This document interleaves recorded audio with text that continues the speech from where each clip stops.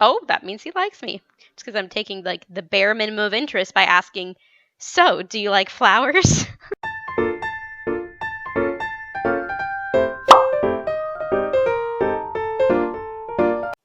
Hello, everyone, and welcome to Seduce Me Part 6. She's about to go to her room. Eric, no. What?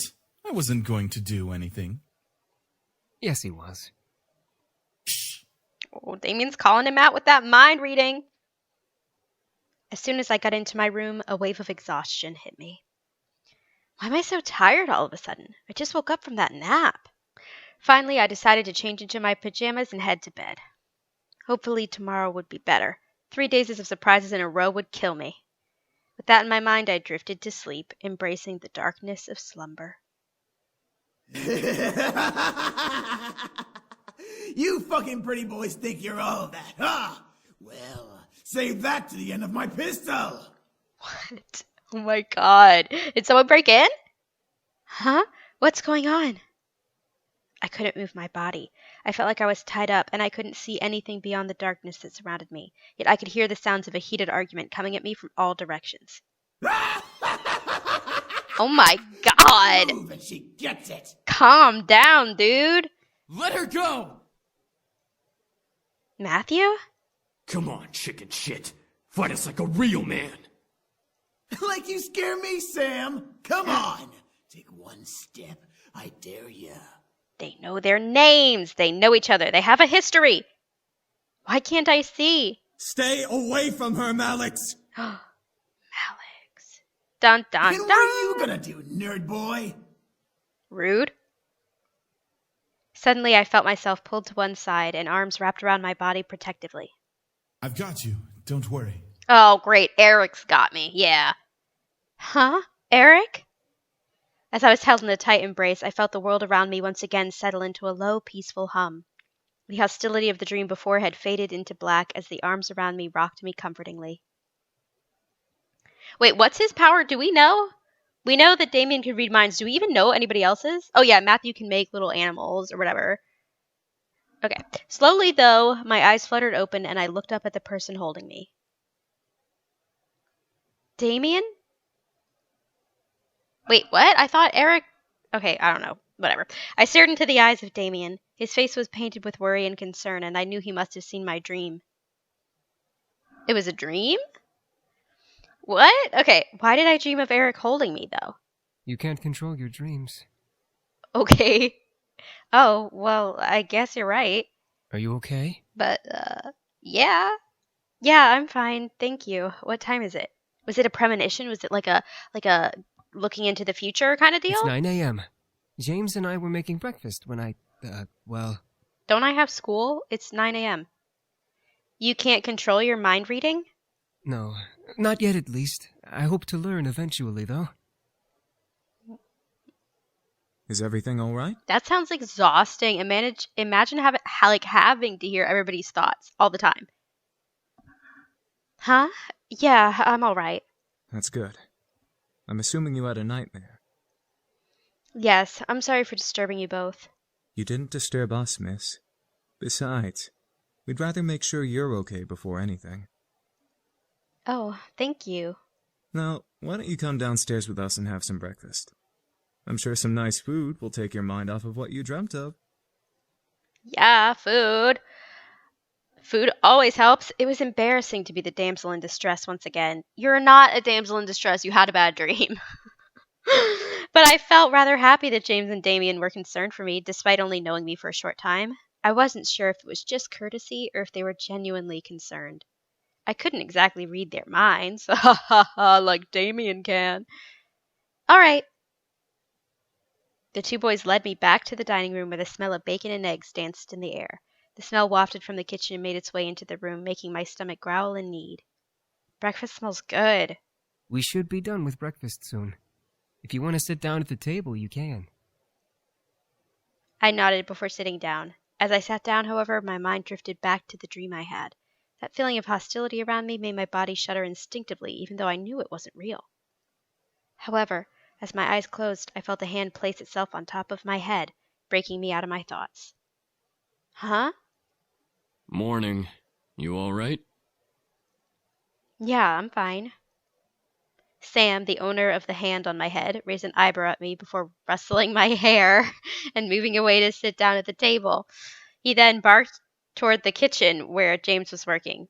Is he a dog today? Ruffling hair, barking? What is happening? Hey! Is the food done yet? I'm starving! God, he's so rude. There's no need to yell, Sam! You're yelling too! Don't argue with me! From behind me, Eric appeared and sat beside me, rubbing his temples in obvious annoyance. Can we not yell this early in the morning? It's not like we're in the castle. Yo, okay, but you're in like a mansion, so it's okay. Castle? For some reason, when I heard the word castle, I couldn't help but yell in surprise. These guys had a castle? What? Who even cares? They're demons. Who cares? Sam looked at me and smirked at my reaction. Yeah, we have a castle back home. Our dining room's 10 times bigger than this room. Oh, well, lucky you.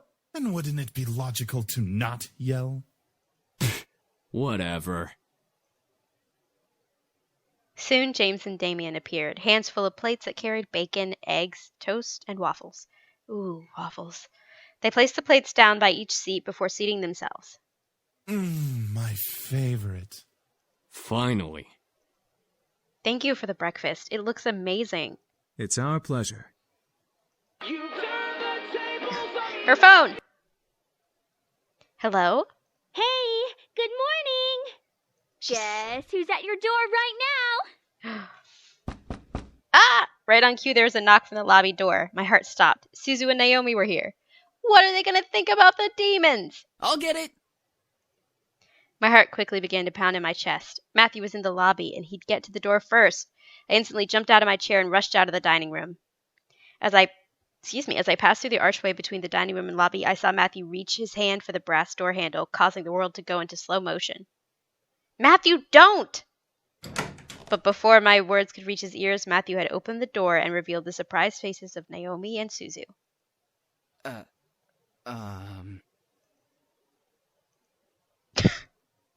The world around me stopped as Suzu and Naomi kept their eyes on Matthew, who merely stared back in fear and embarrassment. I could feel the air go from warm to freezing in a matter of seconds. Hi? I could not believe this was happening. How was I going to explain this? This week was already bad enough. To make matters worse, I was frozen in place. Please, for God's sake, someone do something other than stand there. Who are you? Suzu, let me explain. What's going on here? Who's at the door, Matthew? Oh.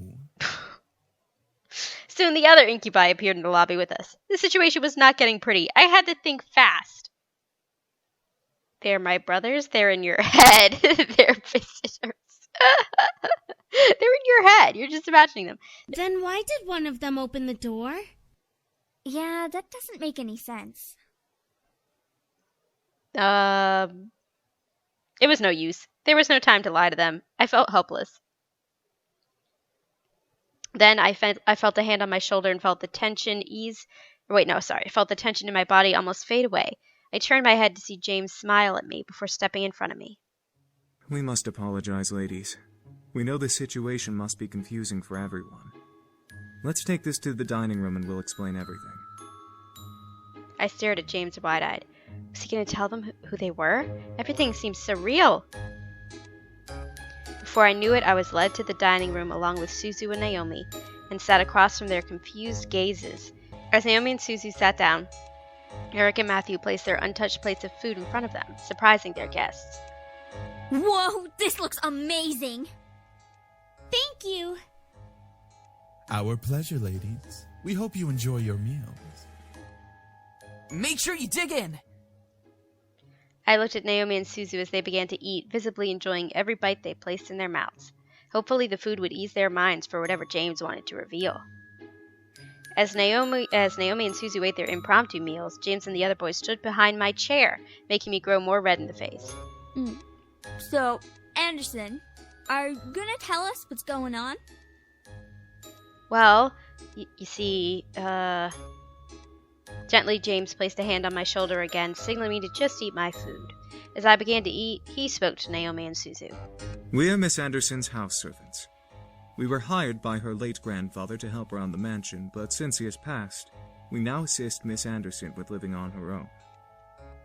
That makes sense. It's such a huge house. Yeah, that's a much better lie than any of the ones I came up with. A huge house for a wonderful princess such as Miss Anderson deserves the greatest of servants to care for it. I roll my eyes like every time he talks. But why are you all dressed so casually and stuff? Aren't servants supposed to have uniforms or whatever? Well, Miss Anderson allows us to get comfy while we work, so she lets us wear casual clothes. Yeah, something like that. We're sorry if we made the situation awkward earlier. We're very sure that Miss Anderson is also still getting used to having us as her servants. It would be very hard to explain after just a day. It isn't hard to explain at all. You just say they work for me. I guess. Yeah, I guess. So, if I may ask, what brings you two ladies here? Well, we wanted to see how our friend was doing. Since it's the weekend and all, usually we hang out and just chill. Yeah, like going to the arcade and stuff. Or the Pink Lady Cafe. There's an arcade? That makes a lot of sense, ladies. Well, we don't wish to disturb you any further than we have, so we'll take our leave and start preparing the house. Huh? Preparing for what? A party! We gotta prep the house for some sort of housewarming party thing. Our princess's parents requested a housewarming party to be held here soon. And by soon, they mean tonight. Oh, well, I guess we can help out or something. Right, Naomi? Aw, thanks, Suzu. I thought you wanted to go to the arcade. This housewarming thing is more important. No need. We can handle it. If you'd like to, miss, you can go out with your friends while we handle things here. Seriously? Sam, not now. I feel like it'd be really rude for me to just be like, yeah, you guys do the party. Bye. Peace. Well, I wanted to help out, but at the same time, I wanted to go out with my friends. James gave me a look of Gave me a look of understanding, letting me know that if I left, everything would be okay. I had to make a decision. Oh, man. I mean, I guess in romance terms, if I go with Suzu and Naomi, I could romance one of them. Whereas if I stay here, I'll get to know the guys better. So I'm gonna stay here. Are you sure? I'm sure. Besides, it's my housewarming party. I should help out too. Want us to help out as well? Yeah, that'd be awesome. Oh, never mind. Okay, I think we've got it all taken care of. Thanks though, girls. Alright, we'll head on out then so we're not in the way. Sorry guys, I'll hang out with you guys soon. It's all good, Anderson. We'll definitely come to the housewarming party tonight. Yes, come to the party. Thank you. I led them back into the lobby and walked them to the doors, opening it for them with a thankful smile. They both gave me hugs before walking out to Naomi's car, which was parked in the driveway. And with that, they left. I was happy they wanted to help, but I had to do this on my own. It was not their work, so I didn't want to force it on them just because they were my best friends. We had the entire day to work. The party was tonight, and we had to do all we could to make everything right. We sat down and talked about what needed to happen before the party started that night. Each guy had been assigned a different part of the party to do, and right after lunch, we began to work. Right after lunch? You just had breakfast. What? It took all morning to decide what you had to do? Since everything was taken care of by at least one incubus, James told me I could assist one of them. The question was, who? I think I'm into James. He's tall and he wears glasses and he's nerdy. I like that. James and I headed out to the garden. It had been years since I'd been in the small field. The gazebo was smaller than I remembered, but I had grown since I'd last seen it. James rolled up his sleeves and took in a breath of air before sighing contentedly. So, we need to cater to the plants and make sure there are no muddy spots in the grass. It may take a while. Are you sure you wish to help me and not the others? I shook my head, rolling up my sleeves as well. I can handle it. I'd rather work outside anyway. James nodded with a smile before handing me a watering can, gesturing to a group of flowers by the side of the yard. I walked over and began to water the flowers. However, as silence took control of the air, I felt the need to start a conversation. I will ask him a question. Oh, that means he likes me. It's because I'm taking, the bare minimum of interest by asking, So, do you like flowers? I wanted to smack myself. That was a terrible conversation starter. I mentally smacked myself before hearing James chuckle softly. I turned to look at him as he nodded. They have a wonderful aesthetic. Many people would think that flowers are simple and rather boring, but I've learned secrets about flowers. Do people think flowers are boring?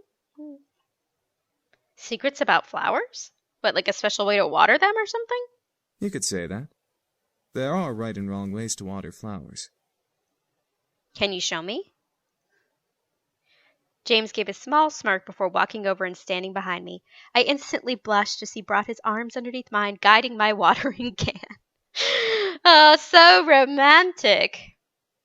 However, my concentration on the water was broken by the sound of James' voice in my ear. Flowers need to be cared for gently, like a fragile light.